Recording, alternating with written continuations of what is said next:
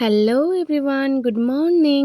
দেখো আজকে সকাল সকাল উঠে এক গ্লাস গ্লুকন্ডি গলা জল খেয়ে নিলাম। তারপরে ব্রেকফাস্টে বানিয়েছিলাম সাদা আলুর তরকারি, রুটি আর ডিম সেদ্ধ। ডিম সেদ্ধটাতে না একটু বেশি গোলমরিচ পড়ে গেছে। তারপরে দেখো মাছের মধ্যে আনা হয়েছিল ভাঙর মাছ আর চিংড়ি মাছ। ভাঙর মাছগুলোর ভিতরে দেখো অনেকটাই চর্বি চর্বি বলতে তেল তেলওয়ালা। তো ভালো করে ধুয়ে নুন হলুদ মাখিয়ে রেখে দিলাম। তারপর তাড়াহুড়ো করে রান্না করে শেষে একটু ব্যাংকে গেছিলাম, কাজ ছিল। আগের দিনে তো ব্যাংক বন্ধ ছিল, আজ যেন জম্মের ভিড় দেখো। আর গরমটা যা হারে পড়েছে এই 2-3 দিন ভোর প্রচুর হারে গরম পড়ছে। জানি না এরপরে আমাদের জন্য কি অপেক্ষা করছে, সূর্য মামা একদম ভোরে ভোরে রোদ দেবে। তো যাই হোক, ফেরার সময় একটা কুলফি খেয়ে নিয়েছিলাম। তারপরে দেখো আজকের কি রান্না করেছিলাম।